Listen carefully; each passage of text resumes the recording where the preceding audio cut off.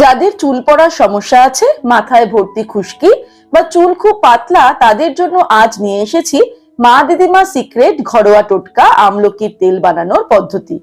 এই সময়ে কম দামে আমলকি কিনে এই তেল বানিয়ে রেখে 6 মাস থেকে 1 বছর ধরে ব্যবহার করুন। দেখবেন দারুণ উপকার পাবেন।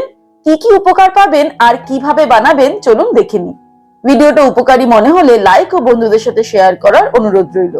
সবার প্রথমে আমরা নিয়ে নিয়েছি আমলকিগুলোকে ভালো করে ধুয়ে জলটাকে কিন্তু সুন্দর করে শুকনো কাপড় দিয়ে মুছে নিয়েছি।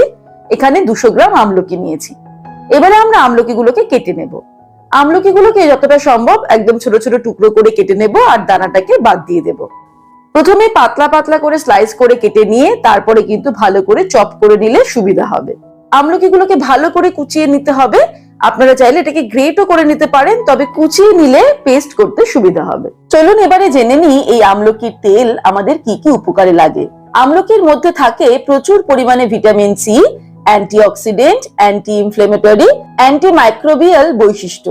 এই আমলকির তেল চুল সুস্থ ও মজবুত রাখতে দারুণ টনিক হিসেবে কাজ করে এবং চুলের পরিচর্যার ক্ষেত্রে এই তেল খুবই গুরুত্বপূর্ণ উপাদান। এই তেল চুল পড়া রোধ করতে, খুশকি দূর করতে, চুলের বৃদ্ধি ঘটাতে, স্কাল্পকে পরিষ্কার রাখতে, চুলের গোড়া মজবুত করতে ও নতুন চুল গজাতে সাহায্য করে। আমলকিগুলোকে ভালো করে কুচিয়ে নিয়েছি। এবারে মিক্সির জারটা নিয়ে নেব আর তার মধ্যে আমলকির কুচিগুলো নিয়ে নেব। আমলকির কুচিগুলো মিক্সির মধ্যে নিয়ে এবার আমাদের এটাকে পেস্ট করতে হবে, কিন্তু পেস্ট করার সময় জল ব্যবহার করা যাবে না। সেই কারণেই আমি যতটা সম্ভব ছোট করে কুচি করে নিলাম। জল না ব্যবহার করে আমলকিটাকে পেস্ট করে নিয়ে ফিরে আসছি। এই যে পেস্ট করা হয়ে গেছে আমলকি। এবার এখান থেকে আমি একটা হাফ কাপের মধ্যে নিয়ে নেব আমলকির পেস্টটাকে, কারণ আমাদের এটাকে মেপে ব্যবহার করতে হবে। আমলকির পেস্টটা হাফ কাপ নিয়ে নিলাম। এবার চলে যাব পরের স্টেপে। এবারে আমি 1 টেবিল স্পুন পরিমাণে মেথি নিয়ে নেব হামুনদিস্তার মধ্যে। তারপর এটাকে একটু ক্রাশ করে নেব। আমলকির মতন মেথিও চুল পড়া কমায়, খুশকি দূর করে, চুলের বৃদ্ধি ঘটায় এবং নতুন চুল গজাতে সাহায্য করে। কারণ মেথিতেও থাকে vitamin A, B, C, K, protein, calcium, phosphate, folic acid ও অ্যান্টিঅক্সিডেন্ট। মেথিটাকে এইভাবে ক্রাশ করে নিলাম। এবারে আমরা চলে যাব পরের স্টেপে। এবারে আমলকির তেল তৈরি করার জন্য আমি একটা অ্যালুমিনিয়ামের কড়াই নিয়ে নিয়েছি। তবে বাড়িতে যদি লোহার কড়াই থাকে আপনারা সেটা ইউজ করতে পারেন তেল তৈরি করার জন্য, আরো ভালো রেজাল্ট পাবেন। এর মধ্যে আমি দিয়ে দেব আমলকির পেস্ট হাফ কাপ। তার সঙ্গে দিয়ে দিচ্ছি যে কোনো ব্র্যান্ডের নারকেল তেল 1 কাপ পরিমাণ। যে কোনো বাটিতে বা কাপে আমরা আমলকির পেস্টটা নিয়ে তার দ্বিগুণ পরিমাণে নারকেল তেল ব্যবহার করব।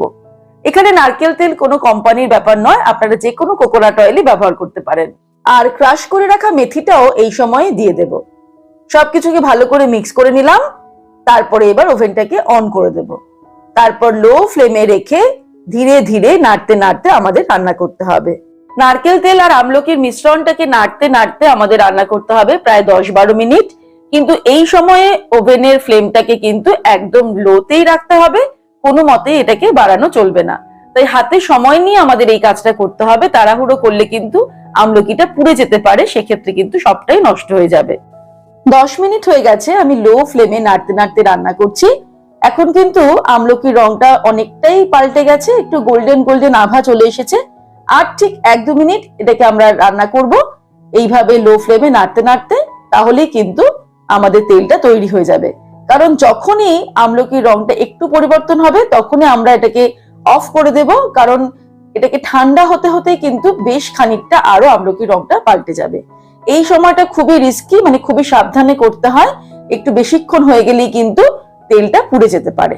তাই আমি জাস্ট 11 থেকে 12 মিনিট হলেই এটাকে ওভেনটাকে অফ করে দেব। 12-13 মিনিট আমি জাল করে এবার ওভেনটাকে অফ করে দেব, কারণ এটা বললাম যে ঠান্ডা হতে হতে আরো কিছুটা গাঢ় হয়ে যাবে রংটা, কিন্তু বেশিক্ষণ রাখলেই কিন্তু পুড়ে যাওয়ার চান্স থাকবে।